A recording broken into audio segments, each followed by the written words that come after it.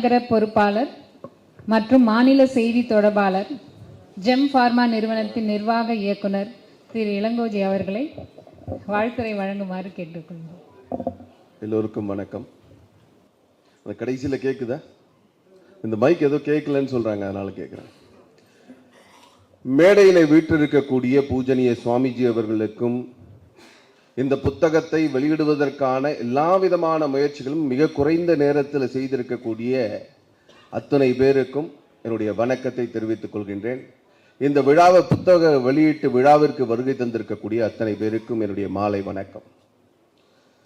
இந்த புத்தகத்தில் சொன்ன பிறகு புத்தகத்தை படிக்கணுங்கிறதுக்காக ராமராஜேஸ்வர்கிட்ட கேட்டேன், ஜி அந்த புக்கு கொஞ்சம் அனுப்பிச்சி விடுங்கன்னு. ஒன்றும் பிரச்சனை இல்லைங்க, இனிமே தான் இப்போ பிரிண்ட்டுக்கே போக போகுதுன்னாரு. புக்கெல்லாம் நாங்கள் தேதி முடிவு பண்ணிட்டோம், தேதி முடிவு பண்ணி தான் புத்தகத்தை தமிழாக்கம் பண்ணி அதுக்கு பிறகுதான் நாங்கள் வெளியிட போகிறோம் அப்படின்னு, பிரிண்ட்டுக்கு போகுதுன்னு. பாருங்க எவ்வளோ ஒரு நம்பிக்கை. எப்படியும் தமிழாக்கம் அதுக்குள்ளே முடிஞ்சிடும், பிரிண்டிங் அதுக்குள்ளே முடிஞ்சிடும். தேதியை முடிவு பண்ணி எப்பவுமே ரிவர்ஸில் யோசிக்கிறார்.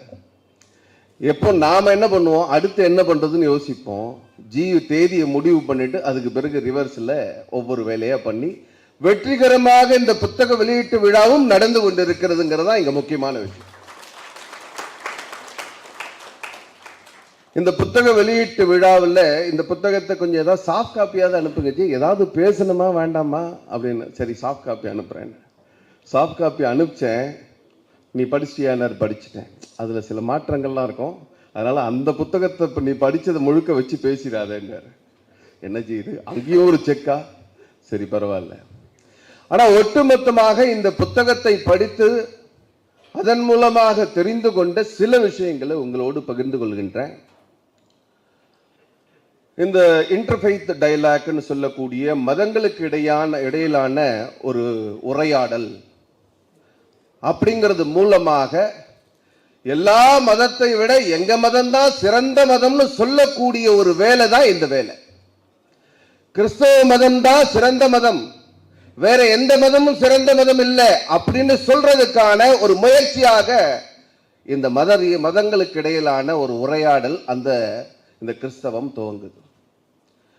ஆனா அன்பு மதம், எல்லோரையும் சமமாக பார்க்கக்கூடிய மதம் அப்படின்லாம் சொல்லக்கூடிய அந்த மதம் உலகத்தில் அதிகமான எண்ணிக்கையில மக்களை மதத்தின் பெயரால படுகொலை செய்திருக்கக்கூடிய, நாடு பிடிக்கக்கூடிய வேலையில ஈடுபட்ட மதம் இந்த கிறிஸ்தவ மதம். சிலுவை போர்கள், உலக வரலாற்றில் இத்தனை போர்கள், இத்தனை லட்சக்கணக்கான, இத்தனை கோடிக்கணக்கான மக்கள் எண்ணிக்கை குறைந்தது, செத்து போனாங்கன்னா அதற்கு காரணம் சிலுவை போர்கள். ஆனா சிலுவை போர்களை நடத்தி பல பேரை சாகடிச்ச, பல லட்சக்கணக்கான மக்களை சாகடித்தவர்களுக்கு அந்த மதத்திற்கு அன்பு மதம் பேர் என்ன, அன்பு மதம். ஐயா நான் இந்த மதத்தை குறைத்து சொல்றேன்னு யாரும் நினைச்சிடக்கூடாது. இருக்கிற விஷயத்தை நான் சொல். இந்த மதத்துல எப்படியாவது கூப்பிட்டு வச்சு இந்த மதம் தான் சிறந்த மதம்னு 1960களில் அவர்கள் முடிவு செய்யல. வேணும்னா ஓப்பனா அதை அறிவிச்சிருக்கலாம். ஆனா அதுக்கு முன்னாடியே 1800 1900க்கு ஆரம்ப காலகட்டத்தில் சிகாகோவில் சர்வமத மாநாடு நடக்கிறது. அதுதான் தொடக்கமாக இருக்கும் நான் நம்புறேன். அந்த சர்வமத மாநாட்டில் எல்லா மதத்தை சார்ந்தவர்களும் வாருங்கள் பேசுங்க, கடைசியில எந்த மதம் சிறந்தது என்று சொன்னால் கருணை மதமாக இருக்கக்கூடிய எங்களுடைய கிறிஸ்தவம் தான் சிறந்தது அப்படின்னு சொல்லுவதற்கான ஒரு முயற்சியை செய்தார்கள். பாவம் நம்ம ஊர்ல இருந்து, நம்ம தமிழ்நாட்டில இருந்து சில பேர் முயற்சி பண்ணி இங்கிருந்து ஒரு நரேந்திரனை, விவேகானந்த சுவாமியை நீ அமெரிக்காவில் போய் சிகாகோவில் அந்த சர்வமத மாநாட்டில் நீங்க பேசுங்கன்னு அனுப்பி வைத்தார்கள். அங்க போய் விவேகானந்த சுவாமி ஆரம்பித்த வார்த்தை சகோதர சகோதரிகளேன்னு சொன்ன உடனே அந்த அரங்கத்திற்கு ஆச்சரியம். சகோதர சகோதரிகளா, முன்ன பின்ன பார்க்காத ஒருவர் என்னை பார்த்து சகோதர சகோதரின்னு சொல்றாங்களேன்னு அன்னைக்கு கைத்தட்ட எல்லாம் எழுந்து நின்று கைத்தட்டினார்களாம். இதெல்லாம் நமக்கு தெரியும். அப்படிப்பட்ட இவர்களுடைய நோக்கம் ஏதோ எல்லா மதத்தையும் சரியா நடத்துறது இல்லை. எங்க மதம் தான் சிறந்த மதம் காண்பிப்பதற்கான முயற்சியாகத்தான் அது இருந்தது. தமிழ்நாட்டை பொறுத்த வரைக்கும் திருப்பரங்குன்றத்துக்கு முன்னாடி, திருப்பரங்குன்றத்துக்கு பின்னாடி.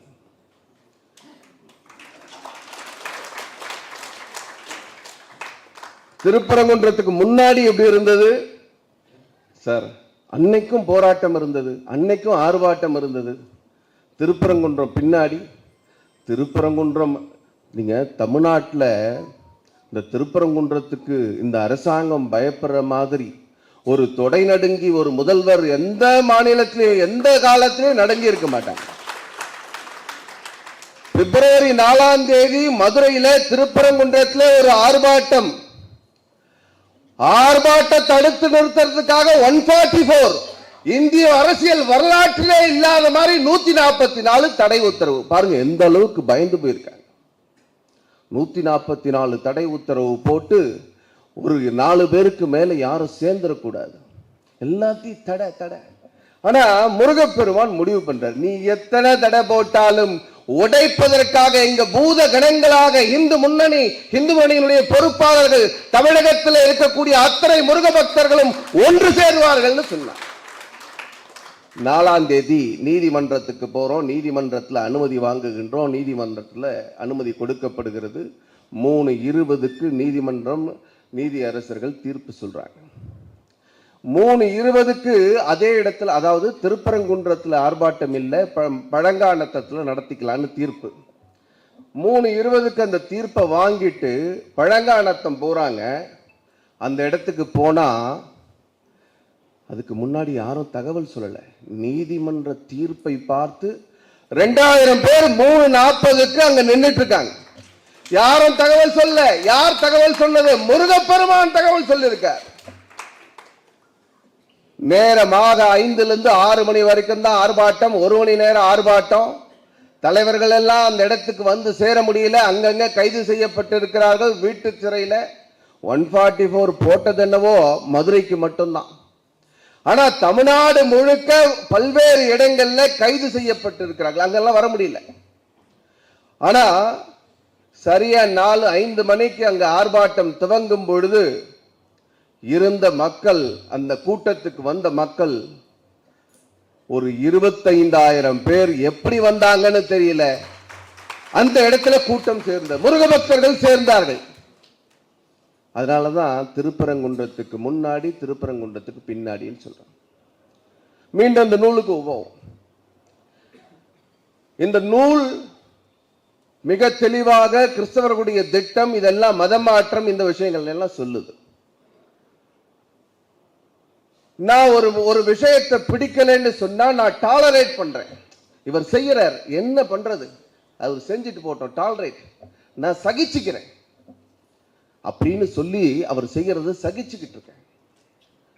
கரெக்டா? நீ காலையில 5 மணிக்கு எனக்கு தேவையோ தேவையில்லையோ, நான் நல்லா 2 மணிக்கு படுத்து தூங்கினாலும், நைட் ஷிப்ட் முடிச்சிட்டு வந்தாலும், வெளியூர் பிரயாணம் பண்ணிட்டு வந்தாலும் 5 மணிக்கு நீ சத்தம் போடுவே, நான் கேட்டுக்கணும், நான் டாலரேட் பண்றேன், நான் சகிச்சிட்டு இருக்கேன். அப்படி இந்து மதம் எந்த இடத்திலையும் சொன்னதில்லை. எல்லா மதங்களுக்கும் அதற்குரிய இடத்தை கொடுக்கக்கூடியது இந்து மதம். ஆனா இந்த டாலரேட் சொல்றது, செக்யூலர்ங்கிற வார்த்தை, இதெல்லாம் இந்த கிறிஸ்தவத்திலிருந்து தொடங்கிய. ஏன் செக்யூலர்னு சொல்றாங்க? ஏன் செக்யூலர்? மதச்சார்பின்மை. இந்த மதச்சார்பின்மை யூரோப்ல உருவாகின விஷயம், ஐரோப்பாவில் உருவாகின விஷயம். ஆனா தேவையில்லாம இந்தியாவில் ஏற்கனவே இந்துக்கள் மதச்சார்பின்மையோடு இருக்கக்கூடியவர்கள் மத்தியில அரசியல் சாசன சட்டத்தில் முகவுரையில கொண்டு வந்து அது சேர்க்கிறாங்க. தேவையில்லாத விஷயம். இந்த தேவையில்லாத விஷயங்களை புகுத்தி இருக்கிறார்கள். 2009 இந்த புத்தகத்துல சொல்லியிருக்கிற ஒரு விஷயம், 2009 இதே மாதிரி ஒரு மத ரீதியான ஒரு கலந்துரையாடல் நிகழ்ச்சி நடக்குது. அதுல தமிழ்நாட்டில இருந்து நம்முடைய பூஜ்ய ஜெயேந்திர சரஸ்வதி சுவாமிகள் அவர்கள் கலந்து கொண்டிருக்கின்றார் அப்படின்னு சொல்லி, அந்த நிகழ்ச்சியில ஒரு விஷயத்தை ஜெயேந்திர சரஸ்வதி சுவாமிகள் அவர்கள் வலியுறுத்துகின்றார். என்னன்னு சொன்னா, என் மதம்தான் சிறந்தது, என் மதத்தை பின்பற்றாத அத்தனை பேரும் பாவிகள், அவர்கள் எல்லாம் இறைவனிடம் சேரமாட்டார்கள், இறைவன் அவர்களுக்கு அடைக்கலம் கொடுக்க மாட்டார், அவருக்கு மோட்சம் கிடைக்காது, அவர் மீண்டும் மறுஜென்மம் கிடைக்காது, இப்படி எல்லாம் சொல்லி நீங்க சொல்றீங்கல்ல. மறுஜென்மத்து மேல நம்பிக்கை இருக்கக்கூடிய ஒரே மதம் இந்து மதம். ஆனா இவர்களை புதைத்தால் மீண்டும் நாளைக்கு ஏதோ ஒரு சமயத்துல திரும்ப வந்து கடவுள் எழுப்புவாருன்னு சொல்லி எல்லாரையும் புதைச்சு வச்சுட்டு இருக்காங்க, காத்துட்டு இருக்காங்க. இயேசு வருகிறார், இயேசு வருகிறார், இதோ வந்து விட்டார், இதோ அருகாமையிலே வந்து விட்டார் அப்படின்னு சொல்லி தொடர்ந்து சொல்லிட்டு இருக்காங்க. அதனால இப்படி இந்த வார்த்தையானது, இந்த கடவுள் இயேசுவை நம்பாதவர்கள் அத்தனை பேரும் பாவிகள் சொல்ற வார்த்தை, இது அகற்றப்பட வேண்டும், இது ஏற்க இயலாது என்று சொன்னவர் நம்முடைய பூஜ்யனீய ஜெயேந்திர சரஸ்வதி சுவாமிகள். இதைத்தான் நாமளும் சொல்றோம். நம்முடைய வரலாறு, இந்த வரலாற்று புத்தகங்கள், மிகப்பெரிய வரலாற்று ஆய்வாளர் அர்னால்டு டாயம்பின்னு பேர். அந்த டாயம்பி, அவருடைய மகன், மகள், மனைவி, இவங்க எல்லாம் கிறிஸ்தவத்தில் ட்ரூ கிறிஸ்டியன் சொல்லுவாங்கல்ல, அந்த மாதிரி வாரம் தவறாம சர்ச்சைக்கு போகக்கூடியவங்க. அந்த அர்னால்டு டாயம்பி நிறைய புத்தகங்கள், அவர் எழுதிய புத்தகங்கள், அவருடைய ஆராய்ச்சி, அதுதான் மூலமாக இன்னைக்கு பல வரலாற்று நூல்கள் வந்து கொண்டிருக்கிறது. அந்த டாயம்பியினுடைய, அர்னால்டு டாயம்பியினுடைய மனைவி மரியம் டாயம்பி, அவருடைய குழந்தை அந்த மரியம் டாயம்பியோட சேர்ந்து ஒவ்வொரு வாரமும் சர்ச்சுக்கு போகுது. ஆனா அர்னால்டு டாயம்பி வருவதில்லை. ஏன் சர்ச்சுக்கு மகன் அப்பா வரதில்லை, என்னை மட்டும் கூட்டிட்டு போறியே, ஏன் அப்பா வரதில்லைன்னு அந்த குழந்தை அம்மாவை பார்த்து கேட்குது. அதுக்கு அந்த அம்மா சொல்றாங்க, நீ அப்பா கிட்ட கேளு அப்படின்னு. சர்ச்சுக்கு போயிட்டு வந்து அன்னைக்கு மாலை அப்பா கிட்ட கேட்குது அந்த குழந்தை, அப்பா நீ கிறிஸ்டியன் தானே? ஆமா. நீ ஏன் சர்ச்சுக்கு வர்றதில்லை, எங்களை மட்டும் போக சொல்ற அப்படின்னு. உடனே அந்த குழந்தைக்கு அப்பா சொல்றாரு, உலகத்தில் இருக்கக்கூடிய மக்கள், பெரும்பான்மையான மக்கள், அந்த பெரும்பான்மையான மக்கள்ல இயேசு கிறிஸ்துவை ஏற்றுக்கொள்ளாத அத்தனை பேரும் பாவிகள் என்று சொல்லி அவர்களை எல்லாம் தள்ளி வைக்கின்ற மதமாக இந்த கிறிஸ்தவ மதம் இருக்கிறது. நான் இயேசு கிறிஸ்துவை ஏற்றுக்கொள்கிறேன், ஆனால் இயேசு கிறிஸ்துவை பற்றி தவறான பிரச்சாரத்தை செய்து கொண்டிருக்கக்கூடிய இன்றைய பாதிரிகளை ஏற்றுக்கொள்ளவில்லை, ஆகவே நான் சர்ச்சுக்கு வரலைன்னு சொல்றேன். இயேசுவை ஏற்றுக்கொள்ளாத அத்தனை பேரும் பாவிகள், அவர்களெல்லாம் ரட்சிக்கப்பட மாட்டார்கள் அப்படின்னு சொல்ற விஷயம் இருக்குல்ல, அது ஏற்க முடியல. மத நல்லிணக்கம் எங்கெங்க வரும்? நீ உன்னோட மதத்தை பத்தி பேசு, உன்னோட மதத்தினுடைய பழக்க வழக்கங்களை பின்பற்று, பிரச்சனையே இல்லை. அப்படி சொன்னா மத நல்லிணக்கம் வரும். நான் பெரும்பான்மை ஆயிட்டேன், ஆகையினால திண்டுக்கல்ல இருக்கக்கூடிய பெருமாள் பட்டியில உன்னுடைய கோவில் வாசல்ல விலக்கேற்ற கூடாது என்று சொன்னால் அது மதச்சார்பின்மையா? அதுதான் மதச்சார்பின்மையா? அதுதான் மத நல்லிணக்கமா? இதுதான் கேள்வி, நம்ம கேள்வி.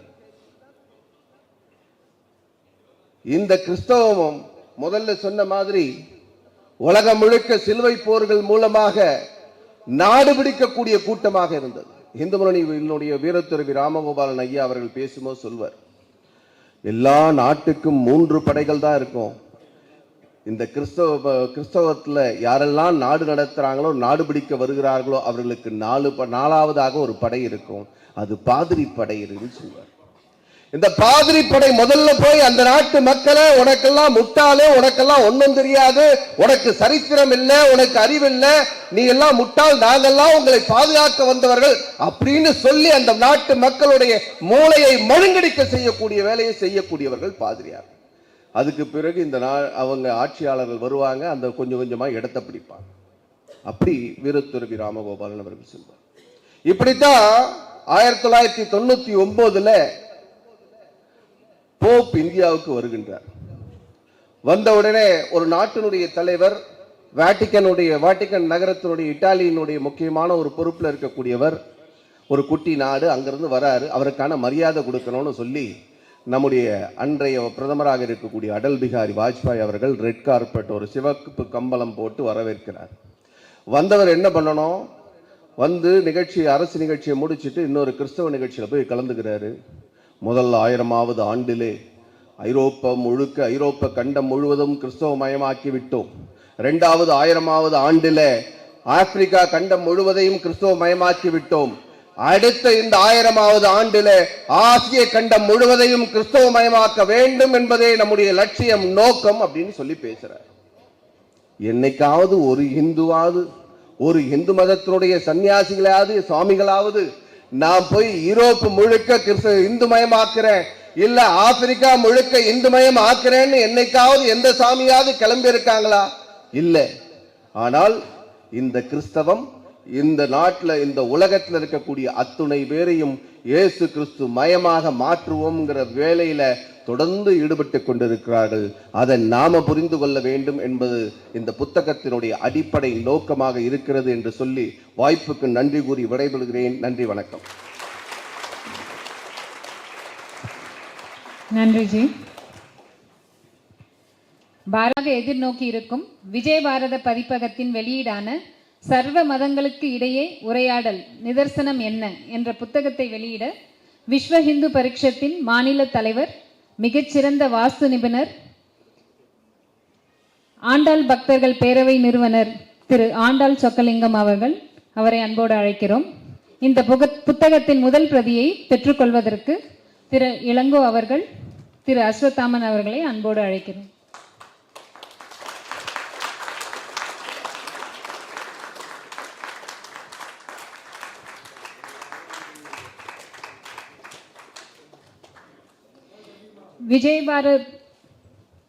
விஜய் பாரத பிரசுரத்தின் இந்த புத்தகத்தின் விலை ரூ. 80. இன்றைக்கு மட்டும் சலுகை விலையில் 50 ரூபாய்க்கு கிடைக்கும். அனைவரும் பெற்று பயனடைமாறு கேட்டுக்கொள்கிறோம்.